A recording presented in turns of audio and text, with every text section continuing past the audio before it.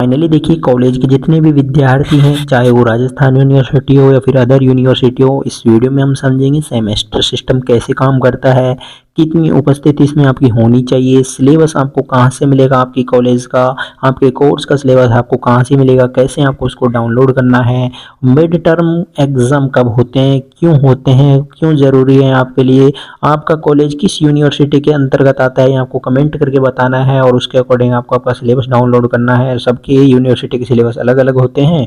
पास course में कितने paper हैं जो कि आपके होने वाले हैं, तो ये सारे टॉपिक्स आपको जितने भी पॉइंट्स हैं इस वीडियो में एक एक करके हैं जो कि हम समझाने वाले हैं। तो वीडियो को एंड तक देखें, कोई भी तरह की आपकी क्वेरी हो तो आप लोग कमेंट करके भी बता सकेंगे। तो यहाँ पे आप लोग एक नज़र में अपने एक साल को समझ सकते हैं। जैसे कि फर्स्ट ईयर के विद्यार्थी इसको आप लोग समझ सकते हैं रेगुलर वाले। तो जितने भी विद्यार्थी रेगुलर के हैं चाहे वो नॉन के हैं, ऑलमोस्ट अब तो सबके सेमेस्टर सिस्टम लागू हो गए हैं।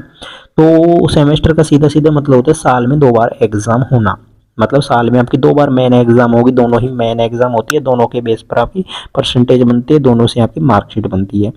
देखिए, अक्टूबर नवंबर के महीने में आपका मिड टर्म होता है पहला, दिसंबर के महीने में आपकी मेन एग्ज़ाम होती है फर्स्ट सेमेस्टर, जिसको हम फर्स्ट सेमेस्टर एग्ज़ाम बोलते हैं। या तो वो दिसंबर के एंड में हो जाती है या फिर जनवरी में होती है, दिसंबर जनवरी में होती है मान के चलिए।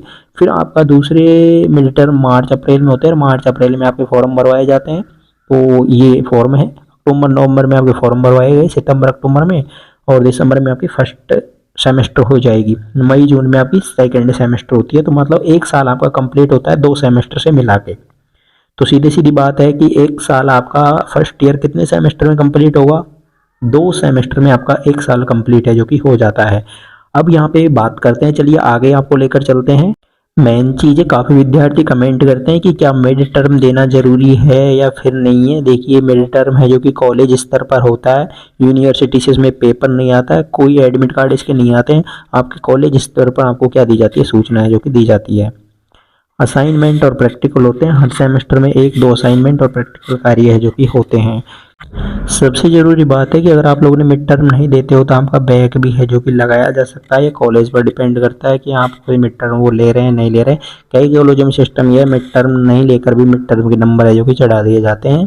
तो इस चीज़ का आपको ध्यान देना है, लेकिन मिड टर्म देना आपका अनिवार्य है, इस चीज़ को आपको हल्के में बिल्कुल भी नहीं लेना है। नेक्स्ट बात आती है कि अटेंडेंस की। तो देखिए, आपकी 75% अटेंडेंस अनिवार्य है। कम अटेंडेंस होने पर कॉलेज प्रशासन आपको मुख्य सेमेस्टर में बैठने से रोक सकता है। तो ये भी कॉलेज पर डिपेंड करेगा, अगर वो आपकी अटेंडेंस कम भेजते हैं तो आप जो अपने मेन एग्ज़ाम है सेमेस्टर में आप बैठने से वंचित रह सकते हो। तो वैसे जो अटेंडेंस होती है वो 75% आपकी ज़रूरी है, तो इस चीज़ को आपको ध्यान में रखना होगा। अब देखिए, आप सभी को पता है कि जैसे रेगुलर के एडमिशन होते हैं तो वो DCE के माध्यम से होते हैं, आपका डिपार्टमेंट ऑफ कॉलेज एजुकेशन के माध्यम से आपके एडमिशन होते हैं रेगुलर के। लेकिन वो आपको राजस्थान में कहीं भी किसी भी डिस्ट्रिक्ट में आपको आपका एडमिशन हो सकता है, आप जिस डिस्ट्रिक्ट से अपना फॉर्म भरोगे। सबके लिए यूनिवर्सिटी अलग होती है, जैसे जयपुर दौसा की कॉलेजों के लिए आपकी राजस्थान यूनिवर्सिटी लगती है, सीकर की कॉलेज से आपकी पंडित दीनदयाल उपाध्याय शेखावाटी यूनिवर्सिटी लगती है, अलवर साइड की कॉलेजों के लिए राज ऋषि भरतरी मत्स्य यूनिवर्सिटी लगती है। इस तरह से अलग अलग आपकी यूनिवर्सिटी है जो कि होने वाली है, और सबके सिलेबस है, परीक्षा है, रिजल्ट है, वो यूनिवर्सिटी तय करती है। अब समझते हैं इनके बारे में। तो देखिए, यहाँ पे आपकी कुछ यूनिवर्सिटी है राजस्थान की, कुछ यूनिट जैसे जयपुर और दौसा जिले की यूनिवर्सिटी में राजस्थान यूनिवर्सिटी लग जाएगी। सीकर के जिले हैं, सीकर का जिला है तो शेखावाटी यूनिवर्सिटी लगेगी, अलवर में मत्स्य यूनिवर्सिटी लगती है, अजमेर में MDSU लगती है, उदयपुर में MLSU लगती है, जोधपुर में JNVU लगती है, भरतपुर में MSBU लगती है, और बीकानेर और जैसलमेर में MGSU लगती है। तो अगर आपका भी ये यूनिवर्सिटियाँ होंगी, आपको अपने डिस्ट्रिक्ट के अकॉर्डिंग पता करना है कि आपकी यूनिवर्सिटी में से कौन सी है। आप जो भी यूनिवर्सिटी है उसका आपको सिलेबस डाउनलोड करना है अलग। देखिए, अगर पेपर स्ट्रक्चर्स की अगर हम बात करें तो पास कोर्स में 7 पेपर होते हैं सेमेस्टर में। एक सेमेस्टर में आपके 7 पेपर होते हैं, टोटल पेपर आपके 13-14 होते हैं। तो डिवाइड किए गए हैं कि फर्स्ट सेमेस्टर में आपके 7 ले लेंगे, सेकंड में आपके 7 ले लेंगे। तो पास कोर्स के विद्यार्थियों को एक सेमेस्टर में लगभग 7 सेमेस्टर देने पड़ सकते हैं। सभी यूनिवर्सिटीज़ का वैसे अलग अलग सिस्टम है। सेमेस्टर सिस्टम में विषयों को कई श्रेणियों में बांटा गया है, इनको भी आपको समझना होगा। यहाँ पर देखिए, सेमेस्टर सिस्टम में आपके 3 तो मेन सब्जेक्ट होती हैं, जो कि आप अपने अकॉर्डिंग चूज करते हैं। जैसे किसी ने पॉलिटिकल साइंस ले लिया, हिस्ट्री ले लिया, ज्योग्राफी ले लिया, किसी ने फिजिक्स केमिस्ट्री मैथ ले लिया, किसी ने जूलॉजी बॉटनी केमिस्ट्री ले लिया। फिर आपके कुछ वैल्यू एडेड कोर्स आपको चुनना होता है। इनमें से एक विषय आपको वैल्यू एडेड कोर्स चुनना होता है और एक आपको स्किल एनहेंसमेंट कोर्स आपको चूज करना होता है। फिर यहाँ पे देखिए जनरल इंग्लिश या फिर जनरल हिंदी राजस्थान यूनिवर्सिटी में अनिवार्य है, तो आपको ये भी आपको सेलेक्ट करने होते हैं। यहाँ पे कुछ पेपर्स होते हैं, जैसे कि 3 ही हो गए, जैसे कि 3 पेपर तो आपके ये हो गए मेन पेपर। फिर value added course, skill enhancement course और जनरल कोर्स। तो इस तरह के आपके 3-4 पेपर ही होते हैं। टोटल पेपर आपके 7 लग जाते हैं एक सेमेस्टर में।